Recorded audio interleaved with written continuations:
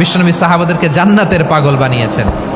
বদরের ময়দানে এই পাশে কোরাইশ, এই পাশে মুসলমানেরা, বিশ্বনবী জ্বালাময়ী ভাষণ দিলেন, বললেন কুমু ইলা জান্নাতিন আরদুহাস সামাওয়াতি ওয়াল আরদ উইদ্দাত লিল মুত্তাকিন। ও আমার সাহাবারা, ওই জান্নাতের দিকে ছোট, যেই জান্নাত আকাশ জমিন বিস্তৃত। তোমরা দেখতে পাচ্ছ এটা বদরের ময়দান না, এটা আল্লাহর জান্নাত। আওয়াজ করে পড়েন আল্লাহু আকবার।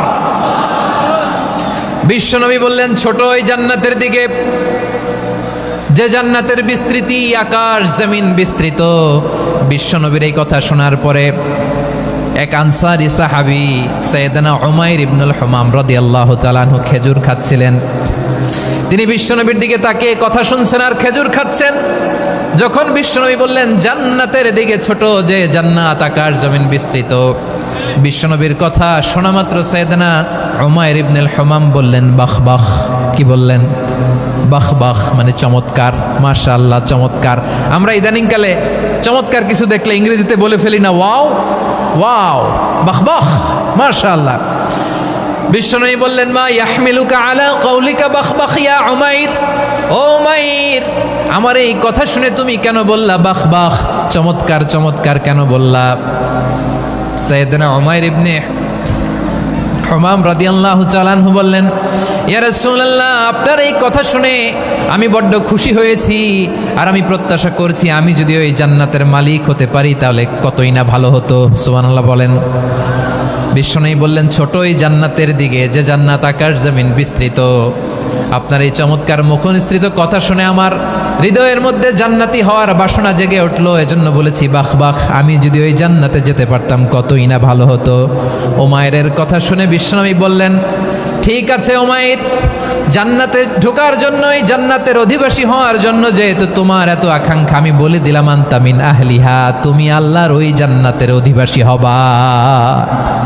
যাও উমাইর, তুমি ওই জান্নাতের অধিবাসী, ওই জান্নাতে তুমি ঢুকবা, তুমি জান্নাতি। তার মানে সহজ কথায় তুমি জান্নাতি। সুবহানাল্লাহ বলেন। যখনই বিশ্বনবী বললেন জান্নাতি, সাইয়েদনা উমাইর রাদিয়াল্লাহু তাআলা আনহু খেজুর খাচ্ছিলেন আর মনে মনে ভাবে বিশ্বনবী যখন ওয়ারেন্টি দিয়েছে, বিশ্বনবী যখন গ্যারান্টি দিয়েছে আমি জান্নাতে যাব, তাহলে হাতে তো এখনো 3টা খেজুর বাকি। এই 3টা খেজুর যদি খাই তাহলে জান্নাতে ঢুকতে দেরি হয়ে যাবে। সুবহানাল্লাহ পড়েন। হাতে কয়টা খেজুর? 3টা খেজুর। বিশ্বনবী বললেন উমাইর আনতা মিন আহলিহা, তুমি ওই জান্নাতের অধিবাসী, তুমি জান্নাতি। উমাইর চিন্তা করলেন আমি জান্নাতি, নবীর মুখ দিয়ে যখন বেরোইছে ওই জান্নাতে তো আমার ঢুকতেই হবে, কিন্তু হাতে 3টা খেজুর খেয়ে যদি জেহাদের ময়দানে যায় তাহলে জান্নাতে যেতে তো দেরি হয়ে যাবে। এই চিন্তা আসা মাত্রই খেজুর 3টাকে তিনি ছুঁড়ে মারলেন, তলোয়ার বের করে আল্লাহু আকবার বলে বদরের ময়দানে ঝাঁপিয়ে পড়লেন। আল্লাহর শত্রুদেরকে কচুকাটা করে এক পর্যায়ে শাহাদাতের সুধা পেয়ে নিজেও জান্নাতি হয়ে গেলেন। পড়েন সুবহানাল্লাহ। আমরা দুনিয়ার বুকে আমরা হয়েছি দুনিয়ার পাগল, ক্ষমতার পাগল, সম্পদের পাগল, খ্যাতির পাগল। বিশ্বনবী তার সাহাবাদেরকে বানিয়েছিলেন জান্নাতের পাগল। পড়েন সুবহানাল্লাহ। ওই জান্নাতে আমরা যেতে চাই কি চাই না? একা না সবাই মিলে? একা না সবাই?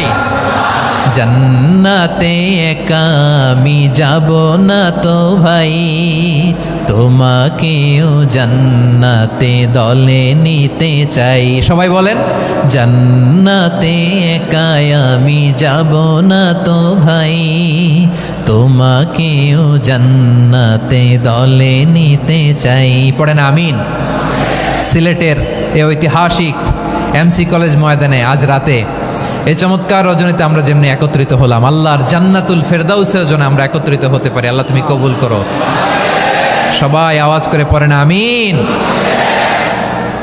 তাহলে চিন্তা করেন কিভাবে বিশ্বনবী জান্নাতকে চিত্রায়িত করেছেন সাহাবাদের সামনে, কিভাবে চিত্রায়িত করেছিলেন তিনি, যে কারণে সাহাবারা জান্নাতের পাগল হয়ে গিয়েছেন। আমরা যদি দেখি the way the prophet Muhammad portrait জান্নাত, কিভাবে তিনি পোর্ট্রে করেছেন জান্নাতের যে সৌন্দর্য, কিভাবে তিনি সাহাবাদের সামনে তুলে ধরেছেন। বিশ্বনবী আল্লাহর কোরআন থেকে আমাদেরকে জানান আল্লাহর জান্নাতের সুসংবাদ দানকারী করে যে আল্লাহ আমাকে পাঠালেন। তোমরা কি জানো আল্লাহর জান্নাত কত সুন্দর? কোরআন থেকে বিশ্বনবী আমাদেরকে জানান ফালা তা'লামু নাফসুম মা